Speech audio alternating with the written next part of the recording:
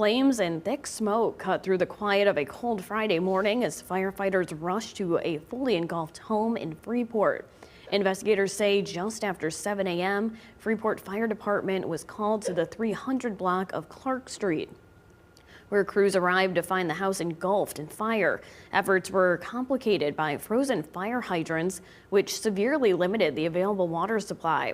Photos from the scene show neighboring departments responded with additional engines and portable water tanks. The cause of the fire has not yet been released, and along with no confirmed injuries.